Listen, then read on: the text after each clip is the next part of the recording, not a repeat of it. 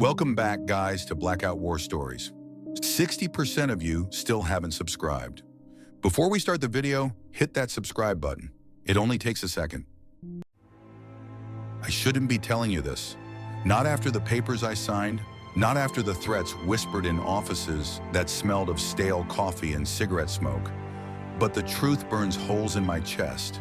And after all these years, silence feels heavier than the rifle I once carried. It was 1944. The mountains of Appalachia were colder than the hellfire we'd seen in Europe. Yet that's where they sent us back home, but not home at all. Our orders were sealed in red ink, classified beyond anything we'd seen overseas. I thought we were heading south for rest, maybe recovery, but the trucks rolled into a valley where fog clung to the tree line, like smoke from an invisible fire. The prison sat there, an old state facility abandoned after riots in the late 20s. Locals said it was cursed long before war broke out, long before the government fenced it off. But when the army tells you to hold a position, you hold it, no matter how wrong it feels. The gates screeched when they opened, metal crying out as though it knew what waited inside. I remember the smell: first mold, rust, and something like burnt hair. Even the new recruits went pale. One of the boys muttered, "Smells like something died in here and didn't stay dead." Inside, the cell blocks were empty, but not clean. Rust streaked down walls like dried blood.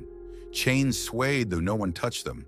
A silence pressed on us so heavy it made boots echo louder than gunfire. We weren't told why the prison was important, just that we were to guard it, record anything unusual, and never under any circumstances speak to outsiders. The first night, we set up camp in the yard. By dawn, 3 of us had already sworn we heard voices drifting down the corridors. Not screams, not threats, just whispers, like men plodding through the walls.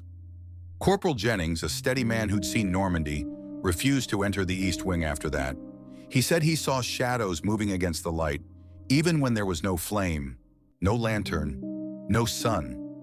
I laughed at first, tried to make it soldier's humor. But when I walked that corridor alone, I swear I heard boots behind me, always one step after mine.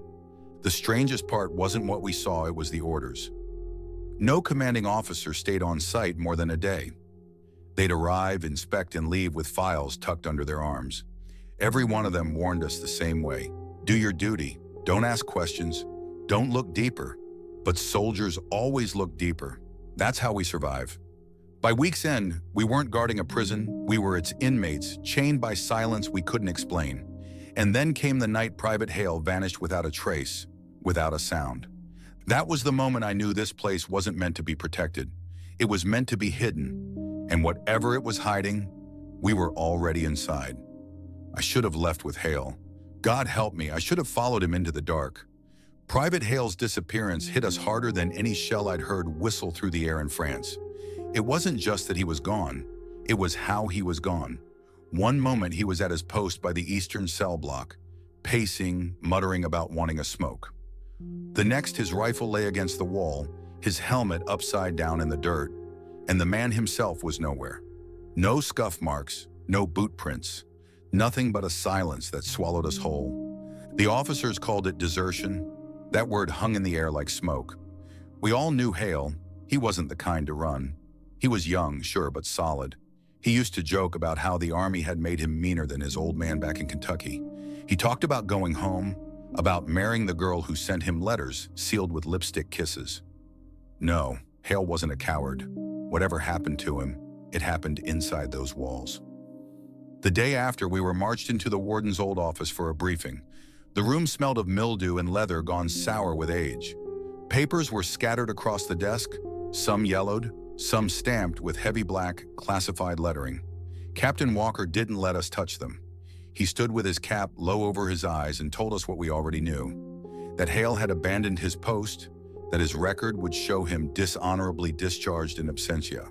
Then he said the words that turned every stomach in that room: "None of you will speak of this to anyone. Not to your families, not to other units. What happens here is not for the history books. Do I make myself clear?" We all nodded, but I'll admit, my hands clenched into fists so tight my knuckles turned white. They could scrub Hale from the files, but they couldn't scrub him from our memories. And if they thought soldiers would keep quiet forever, they didn't know the kind of ghosts that follow you home. That night, Jennings pulled me aside while the others smoked in the yard. His face was pale, eyes rimmed red, like he hadn't slept in days. "You believe the captain?" he asked me. I shook my head. "About Hale? Not a damn chance." Jennings leaned closer, voice dropping to a whisper. "Then you should see what I found." He led me down to the basement, a place we'd been told to avoid. The stairs were rotting, the air thick and damp. When my boots hit the bottom, I felt something crunch underfoot, old bones of rats, maybe, or something larger. Jennings lit a small lantern, its glow bouncing off iron bars and rusted chains. He pointed to a wall where the concrete had cracked. Behind it, tucked into a hollow, was a pile of personal effects. Not ours, not army issue. I saw civilian clothes, a broken pocket watch, even a child's shoe.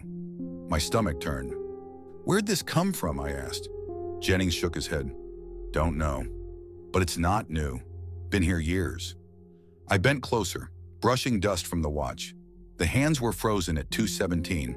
That small detail burned itself into my mind. A moment trapped forever. Before I could ask more, we heard boots above heavy, deliberate, not ours.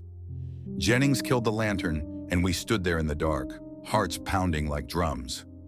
The footsteps passed, slow, measured, as though someone was counting each step. When the sound faded, we didn't speak.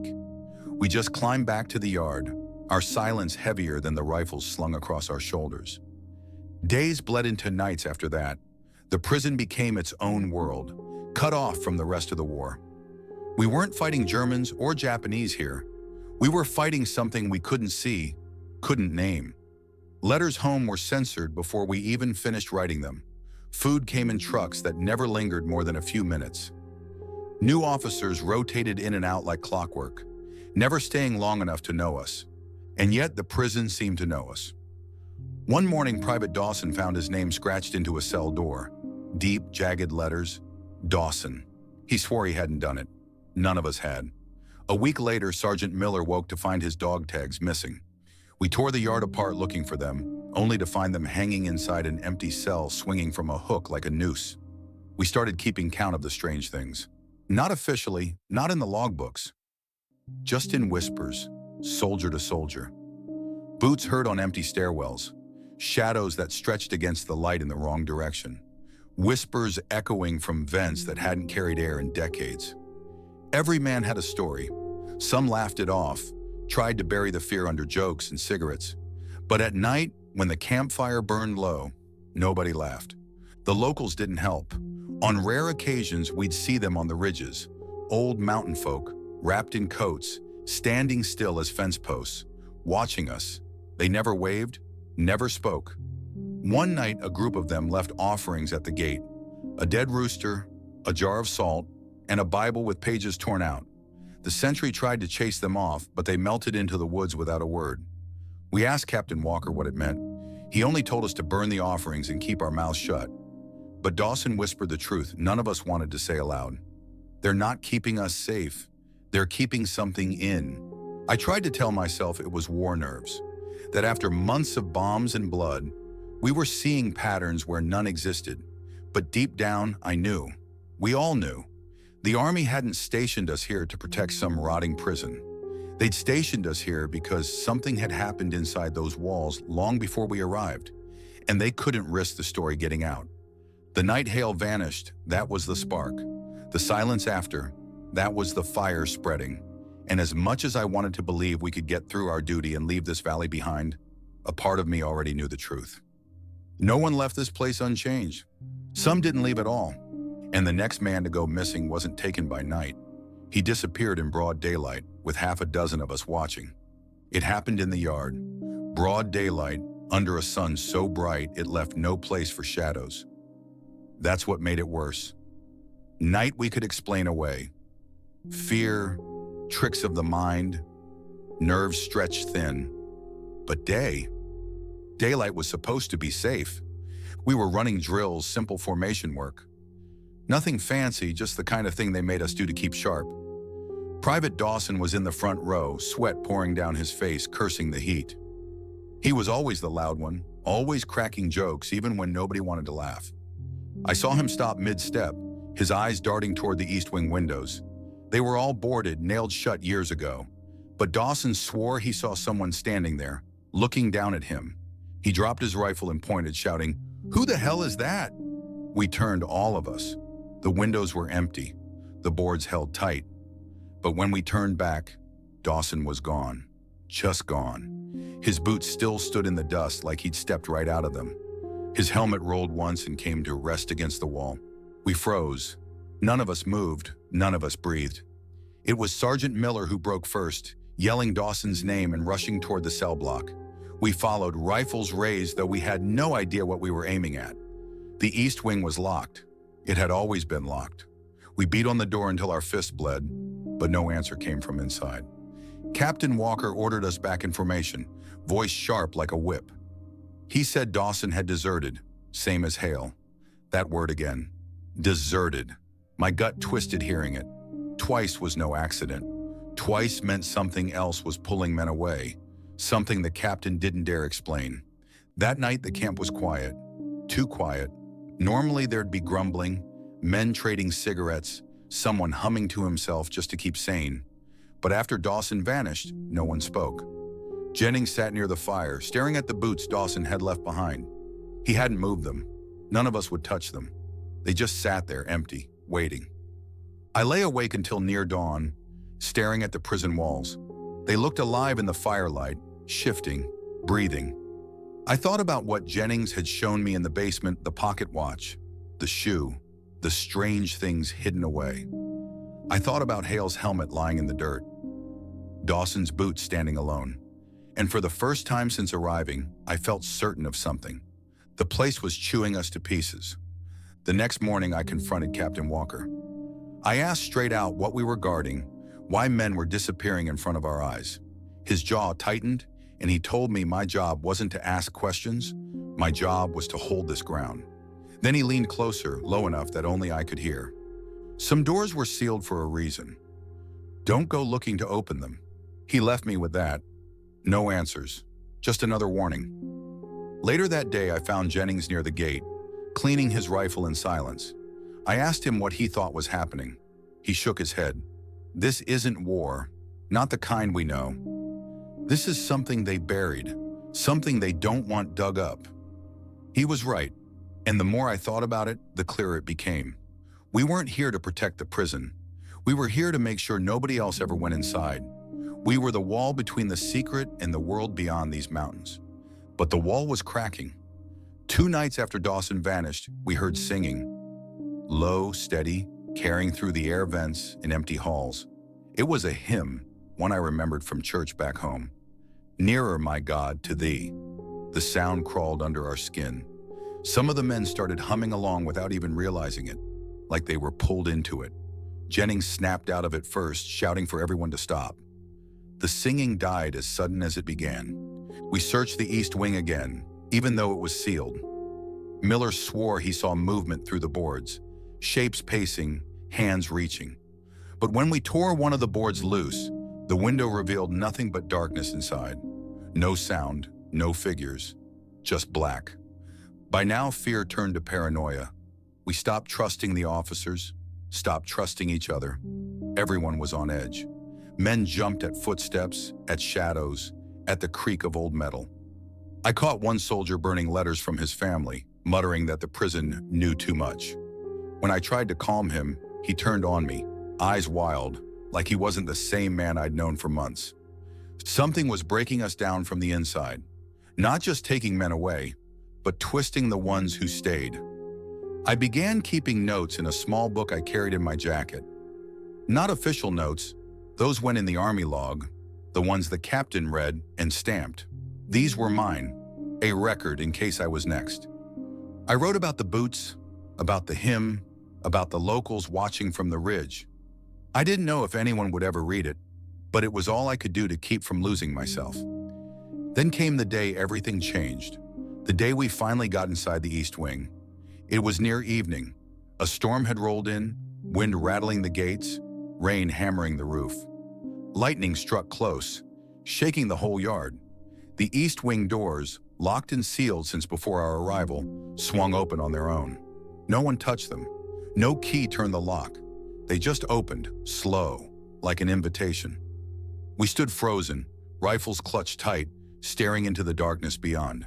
The storm howled around us, and for a moment I thought I saw Dawson standing there, helmet under his arm, smiling like nothing had happened. But another flash of lightning showed only empty air. Captain Walker barked at us to hold position, but Miller didn't listen. He charged forward, shouting Dawson's name, disappearing into the black. His voice echoed once, twice, then silence. Walker ordered the doors shut, but no one moved. Every man knew it by then. We weren't keeping the prison locked. The prison was keeping something else in, and now the doors were open. Jennings looked at me, his face pale as bone. If we don't go in after him, none of us are leaving this valley alive. I wanted to argue. I wanted to stay out, stay safe. But the look in Jennings's eyes told me the truth. Safety didn't exist here, not anymore. So we followed him, into the east wing, into the dark that had been waiting for us since the day we arrived. And what we found in there, it wasn't meant for human eyes. The east wing swallowed us whole. The air was damp and heavy, filled with the stench of rust and rot. Our boots splashed through puddles that had no right to be there. Dark water seeping up from the cracks in the floor. Every step echoed, bouncing off walls that seemed too close, like the building itself was pressing in on us. We moved in a line, rifles raised, lanterns throwing shaky circles of light. Jennings took point. I was behind him, my heart pounding so loud I thought the others could hear it. Miller's voice had vanished the moment he'd run in. Not a scream, not a shout. Just gone. The cells were different here, not like the others we'd seen before. These weren't for men. They were smaller, lower to the ground, as if built for something less than human. Chains hung in rows, thick iron links bolted to the walls. Some were broken, twisted apart as though by force. I remember running my hand across one. The iron was warped, edges sharp, like it had been melted and bent at the same time. "What the hell were they keeping in here?" Private Turner whispered. His voice cracked. "Shut it," Jennings snapped. But even he couldn't hide the fear in his tone. We pressed deeper. The air grew colder. Breath fogged in front of our faces, though outside it was still late summer. The lanterns flickered, struggling against the darkness. And then we found the first mark. It was carved into the wall near the end of a corridor, a circle with lines running through it like a wheel. Inside the circle were symbols none of us recognized, jagged, uneven, cut deep into the stone. Dawson muttered that it looked like writing, but no language he knew. I touched it with the tip of my rifle. The metal came away black, like it had dipped in ash. "This isn't right," Jennings said. He turned ready to order us back. But that's when we heard it. A scream. Miller's voice. It came from ahead, deeper in. Not a cry for help. Not a man in pain. It was a scream of rage, fury, like someone who'd lost everything and wanted the world to pay for it. We ran toward the sound, rifles ready, boots hammering against the stone. We found him in the chapel. Every prison has one, or so I've heard. A place to save souls after breaking bodies. But this one was no place for prayer. The cross above the altar had been split in two, broken clean down the middle. The pews were overturned, rotted into splinters, and on the walls more of those symbols, circles inside circles, painted in something dark that had long since dried. Miller stood at the altar back to us. His helmet was gone, his rifle nowhere in sight. He muttered to himself, words I couldn't understand, low and fast like a chant. "Miller!" Jennings barked. He didn't turn. He kept muttering, louder now, almost shouting. I stepped forward, lantern raised. His hands were pressed flat to the altar, his fingers spread wide. And when the light touched them, I froze. His skin was blackened like frostbite, veins running dark up his arms. "Miller, stand down!" Jennings shouted again, but Miller only laughed. It was the sound that cut me deepest. Not the scream, not the chant, the laugh. It wasn't his. It was hollow, broken, like it came from a man who no longer cared if he lived or died. Jennings rushed him, grabbing his shoulder, yanking him away from the altar. Miller fought back with a strength I wouldn't have believed if I hadn't seen it. He slammed Jennings against the wall, one hand around his throat. I raised my rifle, ready to fire. But then Miller looked at me. His eyes were gone. Not gouged out, not empty sockets. Just gone. Black pits where his eyes should have been. I hesitated, fingers shaking on the trigger. I couldn't pull it. I couldn't shoot a man I'd fought beside, a man who'd saved my life in France. Jennings gasped for air, kicking against the wall. It was Turner who acted. He fired once, a clean shot to the chest. Miller dropped. The sound of his body hitting the stone echoed through the chapel. Jennings stumbled free, coughing, clutching his throat. We gathered around Miller. He should have been dead. The shot was true, but he lay there breathing, shallow, ragged. And then he whispered something none of us will ever forget. "They'll never let us leave." His chest stopped rising. Silence fell over us. Even the storm outside had quieted, like the whole valley was holding its breath. We stood in that ruined chapel, rifles trembling in our hands, staring at the body of a man we'd lost twice, once to whatever had taken his mind and once to Turner's bullet. Jennings knelt, closing Miller's eyelids, though there were no eyes to cover. Then he looked at us. "This isn't desertion. This isn't men running. This is something worse. And if the army sent us here knowing it..." He didn't finish. He didn't have to. We dragged Miller's body back to the yard, but when we returned the next morning, it was gone. Buried, taken. We never found out. His blood was still on the chapel floor, but his body had vanished like it never existed. That was the turning point. No more jokes, no more cigarettes to calm nerves. We stopped being soldiers. We became inmates of that place, waiting for our turn to vanish. Orders kept coming down. Patrols, watch shifts, reports. But none of us cared anymore. We weren't guarding a prison.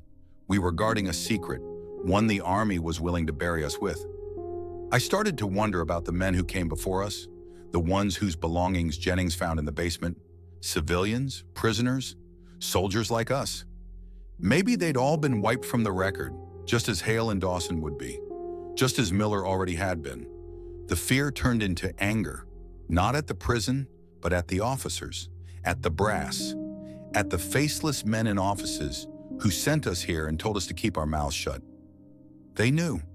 They had to know. And if they knew, it meant this wasn't an accident. We weren't the first. We wouldn't be the last. The night after Miller vanished, Jennings came to me with a plan. His voice was steady, but his hands shook as he spoke. "We need to get inside the files, the warden's office. That's where they're keeping the truth. If we can find it, maybe we can figure a way out of this." I wanted to believe him. I wanted to believe there was a truth written down, something we could hold, something we could fight against. But deep down, I knew. Paper wouldn't save us. Still, I agreed, because doing nothing was worse. The next day, while Walker was gone on one of his brief trips out of the valley, we broke into the office. The desk drawers were locked, but Turner pried them open with his bayonet. Inside, we found folders, dozens of them, stamped with dates reaching back decades. The oldest file was from 1919. It spoke of experiments, prisoners chosen at random, subjected to sensory deprivation studies. But the words were vague, the details buried under layers of black ink. Whole paragraphs were redacted, whole names erased. Another file mentioned disappearances not of soldiers, but of townsfolk, locals who'd gone missing near the prison. The army denied involvement, claimed they'd run off or gotten lost in the mountains, but their belongings were logged, stored in evidence. I thought of the pocket watch, the shoe, the clothes Jennings had found. Then I found a 1933 report that froze my blood. Subject containment breach. It described an incident in the East Wing. Guards reported loss of personnel and hostile reaction. The wing was sealed permanently. The report ended with a single line: facility to remain under military control until assets are neutralized. Assets, that word echoed in my skull. They weren't talking about prisoners. They weren't talking about men. We stuffed the files back before Walker returned, but the damage was done. We knew now. We weren't guarding a prison. We were guarding the aftermath of something the government had tried to control and failed. Jennings looked at me that night, his face lit by the dying fire. "This place isn't haunted," he said. "It's poisoned. And we're the ones choking on it." He was right, and I knew then that we had a choice to make. Either follow orders until the valley swallowed us whole, or break every rule we'd ever lived by and try to escape. But the prison wasn't going to let us go easy, because the next morning we woke to find every gate unlocked, standing wide open, as if the prison itself was daring us to leave. The gates were open, every one of them. The main iron gate that had taken 6 men to push shut, the smaller yard doors that always groaned like they hadn't been touched in years, even the back service entrance we'd never once seen unlocked. All of them stood wide, swinging slightly in the morning wind, like the prison itself had yawned and stretched. We didn't know whether to run or to dig in. The open gates didn't feel like freedom. They felt like bait. Turner was the first to speak. "This is it. We get out now. We live. If we wait, we're dead men." His voice was loud, desperate, like he was trying to convince himself as much as us. Jennings shook his head. "No, too easy. You don't just walk out of hell with the door wide open. Something's waiting." He was right, and we all felt it. But Turner slung his rifle over his shoulder and started toward the main gate anyway. He'd made it 10 steps before Jennings pulled him back hard by the strap. They nearly came to blows. I thought Turner would swing on him. His eyes were wild, teeth bared like an animal cornered. Then the sound started, low at first like wind through pipes, but it grew louder, closer, until we could hear it clear. Whispers, dozens, maybe hundreds of them, overlapping. Some sounded like men, some like women, some like children. They came from everywhere, through the vents, through the cracks in the walls, rising up from the ground. "Don't listen," Jennings barked, clapping his hands over his ears. "But you can't not listen when it's inside your head." That's how it felt, like the voices weren't just around us, but inside us. They whispered our names one after another. Mine, Jennings's, Turner's, the others. Some voices sounded like family, some like men we'd lost overseas. I swear I heard my mother's voice, soft as it had been when I was a boy. Turner dropped to his knees, hands digging into his scalp, screaming. "They're calling us home," he shouted. "Don't you hear them? They're telling us we can go." Before anyone could stop him, he bolted, straight through the main gate. He vanished into the fog that hugged the valley, his screams echoing once, then cutting off sharp. We waited. No footsteps, no return. Just silence. Jennings swore under his breath. "They're pulling us one by one." We backed away from the gate, rifles raised though we had nothing to aim at. The fog thickened, curling into the yard, swallowing the boots Dawson had left behind, swallowing the fire pit, swallowing us. It clung to our faces cold and wet, smelling of rust and smoke. And then through the fog we saw them, shapes, figures. At first they looked like men, uniforms hanging loose on thin frames. But the closer they came, the less human they seemed. Their faces were blurred, features half missing, like shadows half drawn. Some had holes where eyes should be, others had mouths too wide, stretched into crooked grins. Their boots made no sound as they stepped into the yard. I recognized one. I swear to God I did. Private Hale. His helmet was gone, his rifle missing, but I'd know his face anywhere, except now it was wrong, twisted, his eyes black pits like Miller's had been. He raised his hand, slow, like he was reaching for me. My legs wanted to move, wanted to run, but I was frozen in place. Jennings fired first. His rifle cracked, the shot echoing off the prison walls. The bullet hit one of the figures square in the chest. It staggered but didn't fall. Instead, it straightened, cocked its head, and kept walking. We opened fire together then, every man still left standing. Bullets tore through the fog, through the figures. Some fell only to rise again, moving slower but still moving. The sound of gunfire filled the yard, but it wasn't enough. They kept coming. "Fall back," Jennings shouted. We ran, boots slipping on the wet ground, back into the prison we tried so hard to escape. The doors slammed shut behind us with a force that rattled the walls. Not by our hands, by something else. The prison shut its jaws. We were trapped. Inside, the whispers didn't fade. They grew louder, bouncing through the corridors, guiding us deeper into the prison. Every turn we took, every stairwell we climbed, it felt like the voices were herding us, pushing us where they wanted us to go. We ended up in the basement, the same place Jennings had shown me weeks earlier, where we'd found the belongings tucked into the wall. Only now the hollow wasn't empty. It was full of bodies, not fresh, not rotting, just preserved. Rows of them laid side by side, their skin gray, their uniforms faded. Some wore prison clothes, some wore army gear from wars long past. Their eyes were all the same black pits staring into nothing. Turner lay among them. His face was slack, his body twisted unnaturally, as though he'd been dropped from a great height. His dog tags gleamed faintly in the lantern light. The whispers rose to a roar.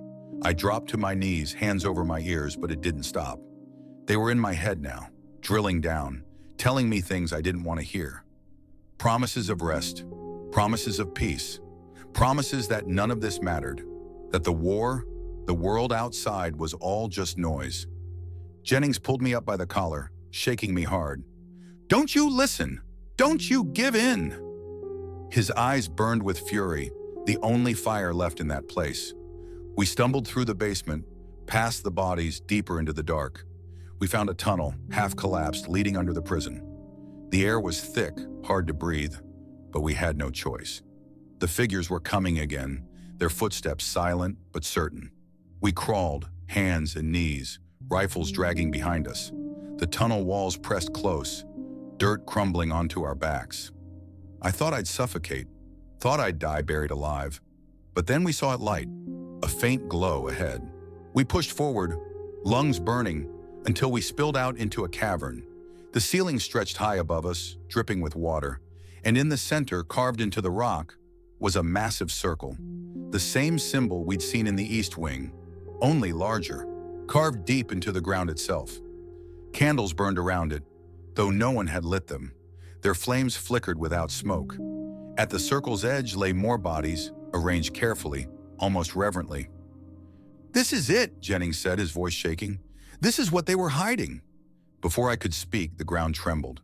The circle glowed faintly, pulsing like a heartbeat. The whispers stopped all at once. Silence.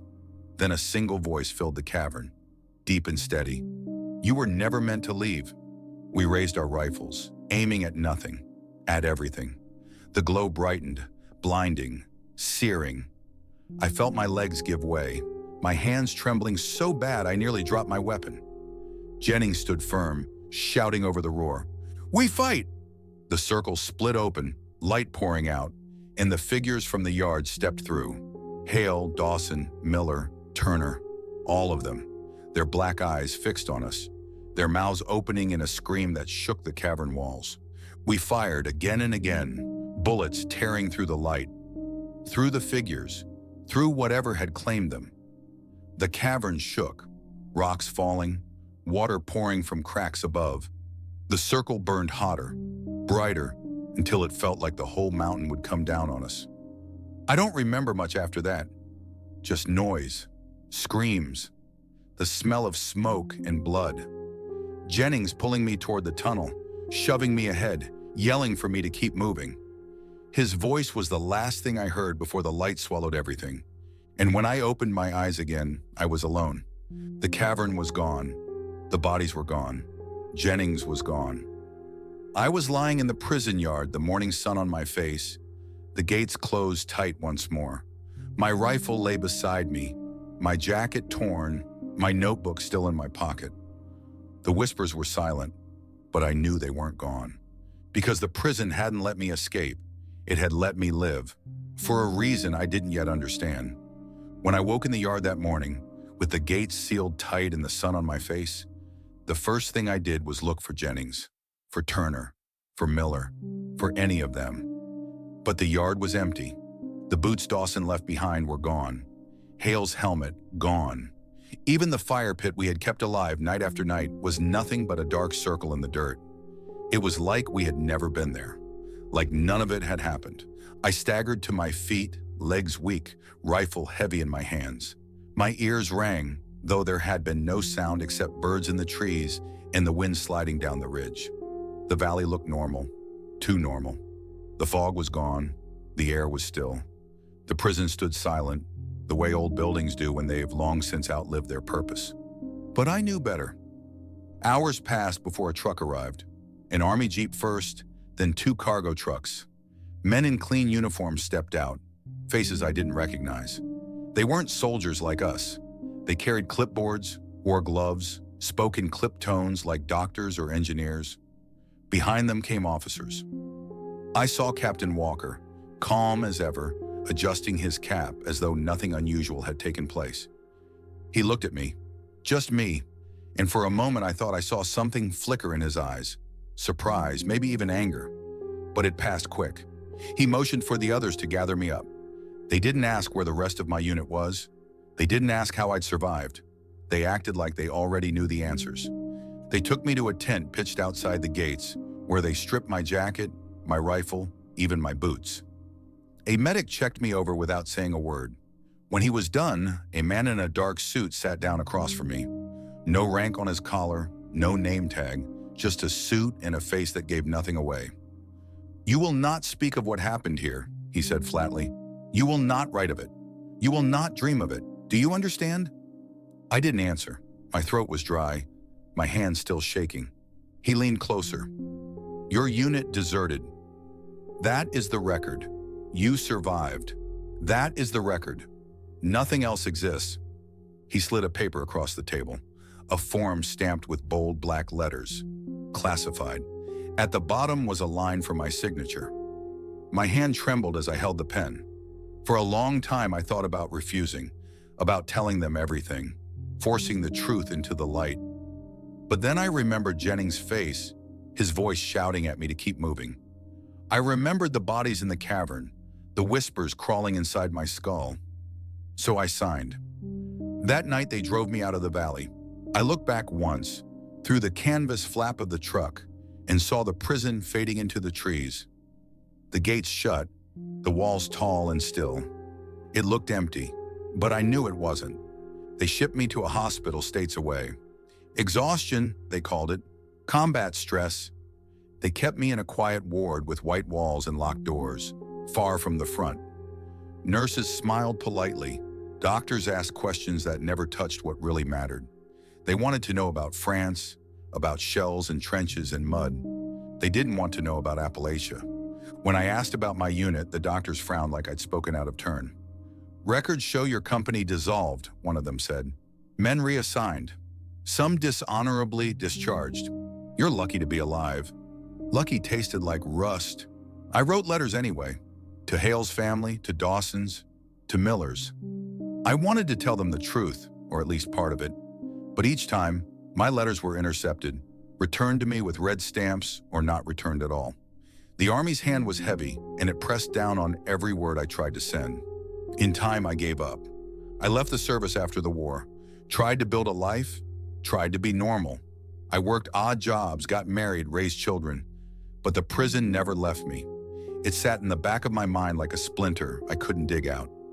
Some nights I'd dream of it, the east wing doors swinging open, the black eyes of men I once knew, the circle in the cavern glowing like a wound in the earth. I'd wake drenched in sweat, my wife shaking me gently, asking what I'd seen. I never answered. Years passed, decades, but the Army never let go. Once in the 50s, 2 men in suits showed up at my house. They asked polite questions over coffee, about my health, about whether I'd ever been back east. When they left, my wife asked who they were. I told her they were old Army friends.